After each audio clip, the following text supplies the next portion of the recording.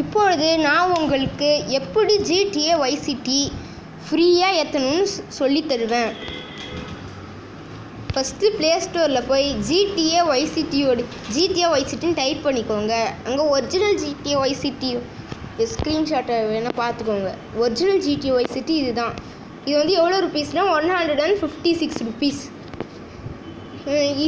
இந்த பாருங்கள், 156 ருபீஸ் கொடுத்தும் நம்மளுக்கு 1000 இது பாருங்க 98 GB. இது 98 இல்லை 980 GB இது. ஆனால் இங்கே நம்ம 1550 ருபீஸ் தரணும். ஆனால் நான் 1550 ருபீஸ் தராமையே எப்படி ஏற்றுறதுன்னு பார்ப்போம். இப்போ நீங்கள் ஷேருக்கு போங்க. அதுக்கப்புறமேட்டுக்கு ஆப்விஎன் ஒரு ஆப் ஏற்றிக்கோங்க. யூசி ப்ரௌசர், க்ரோம் ப்ரௌசர், அதில் போய் ஆப்விஎன் ஆப் ஏற்றிக்கோங்க. ஆப்விஎனில் போய்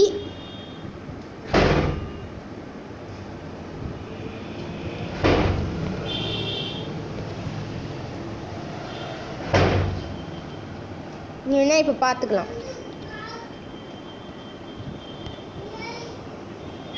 இப்போ இந்த ரெண்டுமே ஏறி முடித்தோடனே எனக்கு இப்போ டவுன்லோடிங் வருது. ஏன்னா நான் பாஸ்டில் தான் வச்சுருக்கேன். ஆனால் இந்த ரெண்டுமே ஏறி முடித்தோடனே ஆனால் இது 1.3 GB ரெண்டுமே ஏறணும். அதுக்கப்புறமேட்டுக்கு இங்கே உங்களுக்கு டவுன்லோடுன்னு ஒரு ஆப்ஷன் வரும்.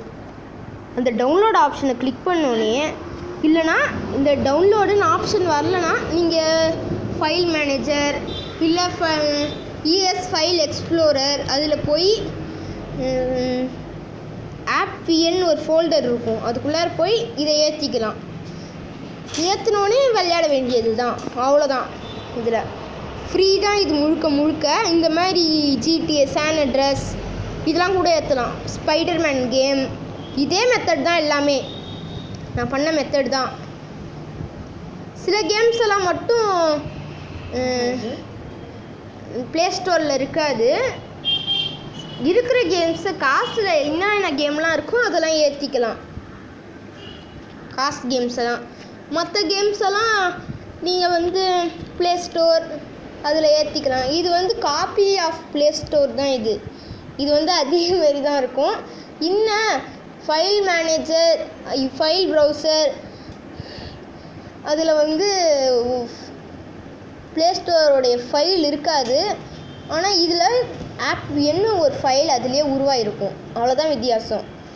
அது மட்டும் இல்லாமல் இது ஃபஸ்ட்டு எடுத்தோடனே வேறு லாங்குவேஜில் இருக்கும். அதுக்கு என்ன தெரியுமா பண்ணணும்? இதுக்கு போய் செட்டிங்ஸுக்கு போகணும். செட்டிங்ஸுக்கு போய் செட் லாங்குவேஜ், ஃபஸ்ட்டு இந்த லாங்குவேஜ் இருக்கும்.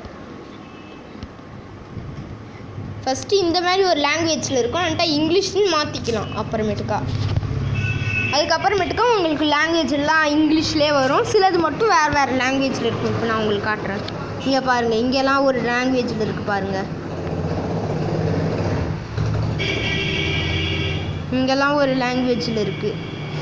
சில லாங்குவேஜ்லாம் மாறி இருக்கும் சில இடத்துல. ஆனால் நான் பண்ண மாதிரி எது வேணாச்சும் ஏற்றிக்கலாம் உங்களால். Thank you for watching. Bye bye friends. Tata.